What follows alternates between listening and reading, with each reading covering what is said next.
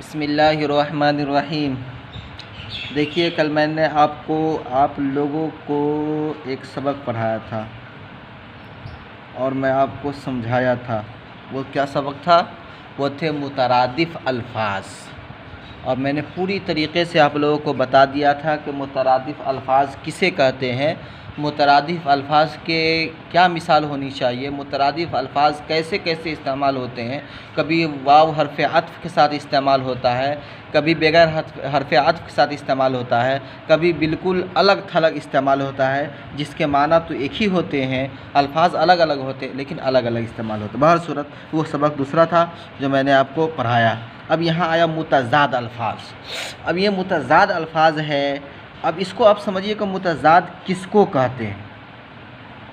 मुतज़ाद कहते हैं बिल्कुल उल्टे लफ्ज़ को। क्या कहते हैं?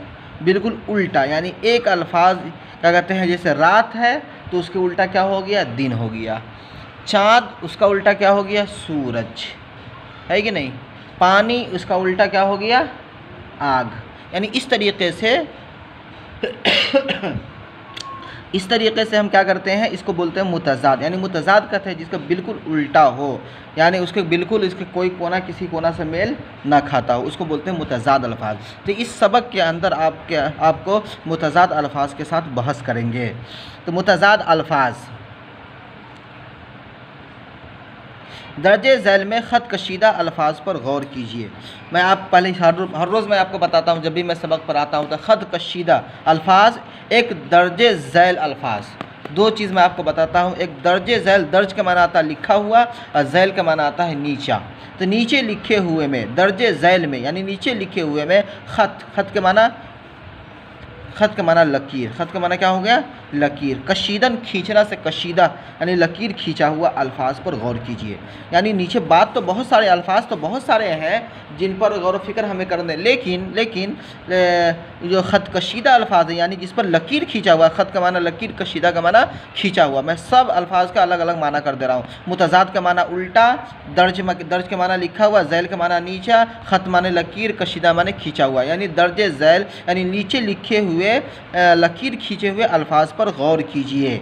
सुबह होती है, शाम होती है। सुबह होती है और शाम होती है। सुबह का उल्टा क्या है? शाम है। तो यहाँ सुबह होती है और शाम होती है, और शाम हुई तो सुबह नहीं है, सुबह हुई तो शाम नहीं। दोनों क्या है? उल्टा। इसको क्या बोलते हैं? मुतज़ाद बोलते हैं। सुबह का उल्टा, सुबह का मुतज़ाद क्या है? शाम है। अगर कोई आदमी आपसे पूछ दे कि सुबह का उल्टा क्या है, तो आप क्या बताएंगे? सुबह का उल्टा क्या है? शाम है। सुबह का मुतज़ाद शाम है। तो सुबह होती है, शाम होती है।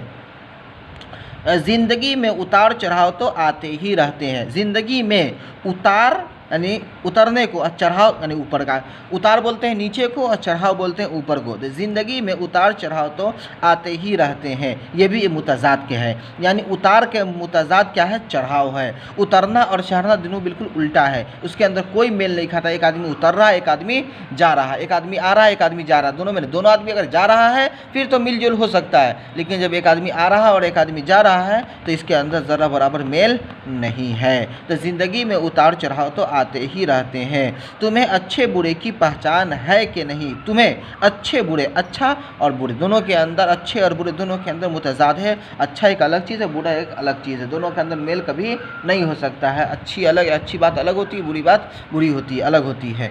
तो इन दोनों के अंदर कोई क्या कहते हैं, मुसावी नहीं है, तसावी नहीं है, यानी मिलाप नहीं है, बल्कि दोनों के अंदर क्या है? मुतज़ाद है, अलग अलग है। तुम्हें अच्छे बुरे की पहचान है कि नहीं? तुम्हें अच्छे बुरे की पहचान है कि नहीं? ज़िंदगी खैर व शर का मजमुआ है। खैर का माना आता है बेहतर, शर का माना आता है गैर बेहतर यानी बुरा। तो ज़िंदगी खैर व शर का मजमुआ। ज़िंदगी के अंदर कभी अच्छे हालात आते हैं, कभी बुरे हालात आते हैं। अब मजमुआ का माना आता है जमावरा। मजमुआ का माना क्या आता है?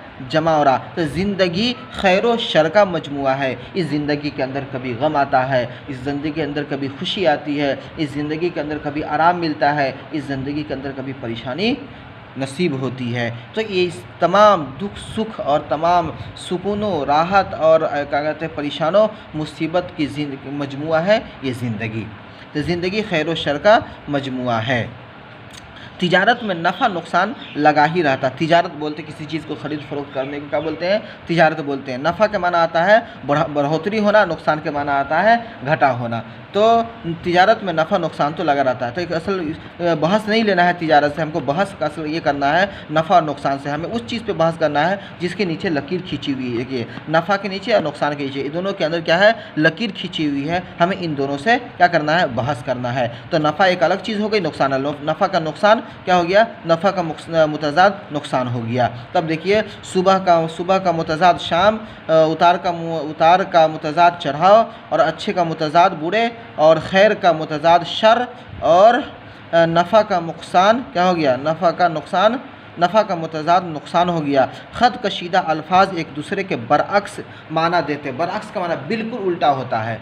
क्या हो गया? जैसे शाम और उसके बरअक्स, तो क्या हो गया? शाम के बरअक्स क्या हो गई? सुबह हो गई। तो ख़त कशीदा अल्फाज एक दूसरे के बरअक्स माना देते हैं। बरअक्स का माना होता है जिस अल्फाज की ज़िक्र कर रहे हैं उसके बिल्कुल उल्टा होने को हम क्या कहते हैं? बरअक्स कहते हैं। तो ख़त कशीदा अल्फाज एक दूसरे के बरअक्स माना देते हैं। अभी बरअक्स का माना आप याद कर लेंगे। बरअक्स का माना आता है बिल्कुल उल्टा, यानी जो चीज़ है उसके बिल्कुल उल्टा, जो चीज़ का जिक्र हो रहा है उसके बिल्कुल उल्टा होगा। जैसे नफ़ा का आपका वो कोई आदमी पूछ रहा तो बिल्कुल नुकसान इसका बिल्कुल उल्टा होगा, या नुकसान के बारे में पूछ रहा तो नफ़ा इसका बिल्कुल उल्टा होगा। वह अल्फाज जो माना में एक दूसरे की ज़िद हो उन्हें मुतज़ाद अल्फाज कहा जाता है। वो अल्फाज जो माना में एक दूसरे की ज़िद हो, यानी उन्हें क्या कहा जाता है? उन्हें मुतज़ाद अल्फाज कहा जाता है।